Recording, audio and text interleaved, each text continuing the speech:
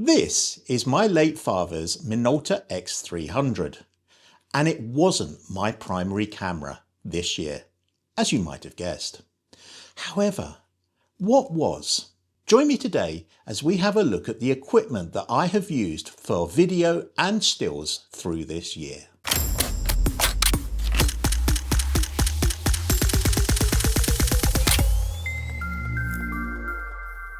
So as I said, I used this camera this year, and it was as part of an emotional journey that I took.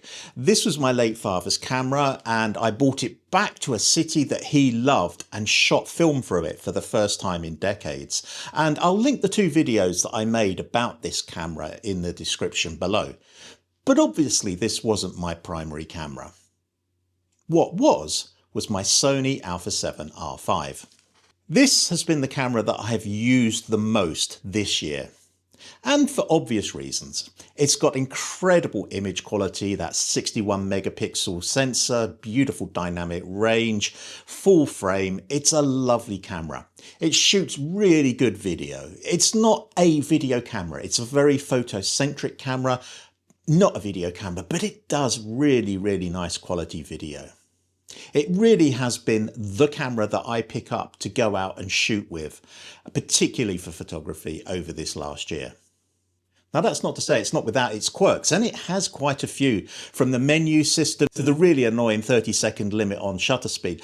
I did a whole video about my first year with this camera, the things that I really love about it and the things that really drive me nuts about it. And it's actually been one of my most popular videos of the year. I'll link that one in the description below as well. But overall, this has been an absolutely fantastic camera, and I have absolutely no desire to move to any other systems, at least for the moment. Sony are really doing it for me at the moment, despite the foibles. And one of the things that really attracted me to this system was the range of lenses that you can get. Sure, if you want to go all G Master Sonys, then you're going to be spending an absolute fortune. But there's such an ecosphere of third-party lenses for the Sony system that I think is unmatched by any other camera system. And that really does help cut down the amount of money you're spending on glass while still maintaining that quality. Talking of glass, one of the lenses I bought with this camera is the Sony 24-105, and for the first year it was my go-to lens. It's versatile, it's got a really nice range, it's a little bit slow at f4, and it's also quite heavy, but it's sharp and it's a really good lens. However, back in September, I invested in this lens, which is the Tamron 20-40mm. And again, I made a video about this because it's such an odd focal length. And why would I buy a 20-40mm when I already have a 24-105? And the simple answer was for video. It's a lightweight lens that is 20-40 normally, but if you use the 1.5 crop that I have a button set to in video, you have a 20-60 lens at f2.8, all in a very lightweight shell that sits beautifully on a gimbal. So this has become a really good video lens for me. But I'm also finding myself going out and shooting a lot of stills photography with it. It's such a versatile lens. That 20mm really is ultra wide without having the distortion of a fisheye. And 40 is, it's getting close to the nifty 50, and all in a little 2.8 package. It's become a really good lens. The other lens I've been using and absolutely love, and I think it is still my favourite travel lens, particularly for photography, is the Sony 85mm f1.8. Now this is a lovely, lightweight, fast prime lens, and it's been absolutely brilliant, not just for stills in low light and at night, but also for video in low light. It's a lovely lens, and again I did a video about this being my best travel lens because it actually is. I haven't done an awful lot of traveling this year, but last year this was very much my go-to lens when I was wandering around the streets of Bangkok, Singapore and Ho Chi Minh City. It's a super little lens, and one that I will not be getting rid of in the near future. Now, lenses are great, but sometimes you need filters. And I actually have two sets of filters. These have been my go-to filters. These are the Freewell magnetic filters. And again, I did a video, I think it wasn't this year, it was actually last year about these. Freewell actually sent me these to try out, and they've been absolutely brilliant. They literally, you buy adapters that fit to each of your lenses, and then they just magnetically attach to your lens.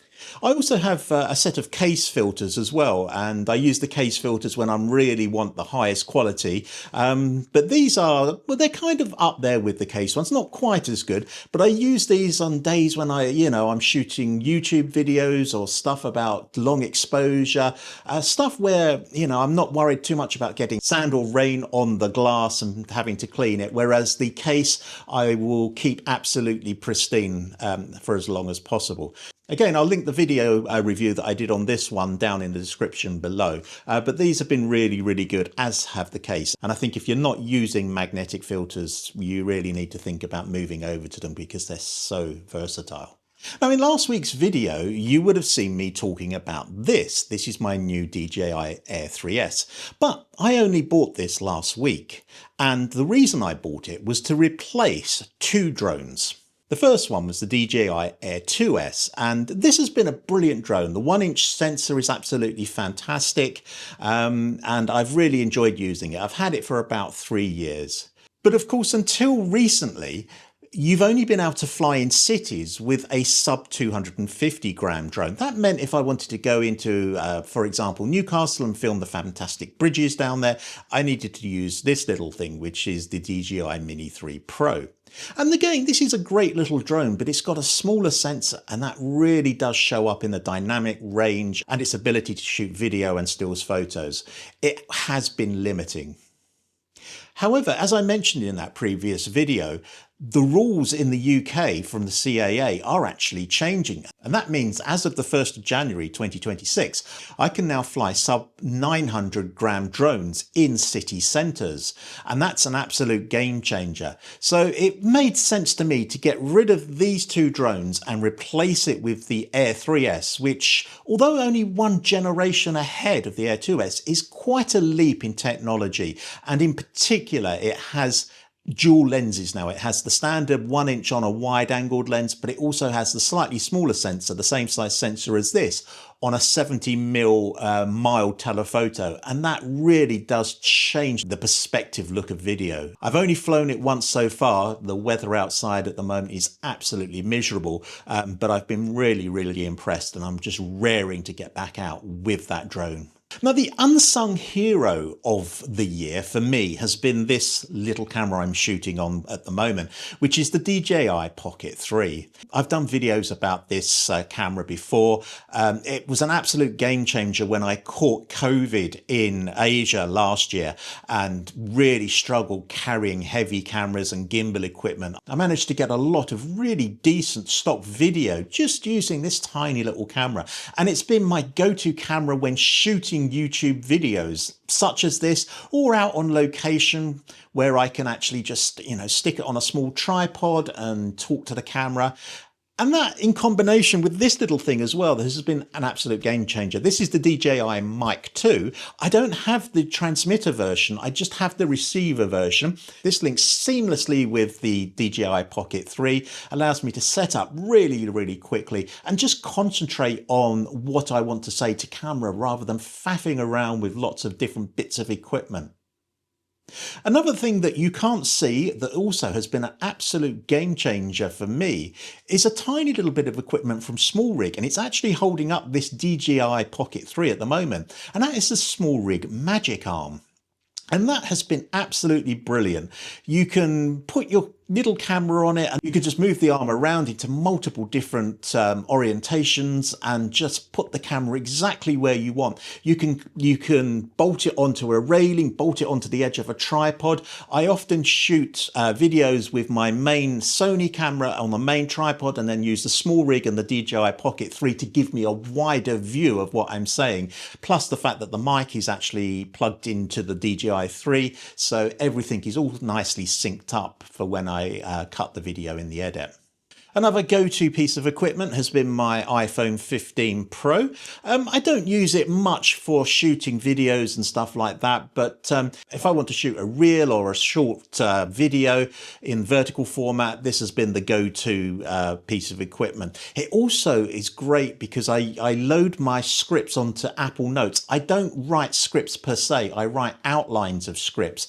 And then I can just go into Apple Notes and read the bullet points and ad lib around those bullet points. So iPhone has been really, really handy. It's a multifunction tool, if you like, and obviously it's something that you take with you everywhere you go anyway, and I'm using it absolutely to its max. And again, there's other apps on it as well, like the Creator app from Sony that allows me to control the camera remotely, the DJI apps for allowing me to control the DJI Pocket 3 remotely, things like Photo Pills, which is an ephemeris photography plan that is absolutely fantastic when planning sunrise, sunset shots, location shooting and stuff like that, plus Google Maps, Google Earth and all those things as well. So the iPhone has also been a wonderful, wonderful tool. I have no urge to upgrade to the 17 or perhaps even the 18. As I say, I don't use it for high quality video per se, but as a tool to help me shooting photography and video, it's absolutely been invaluable.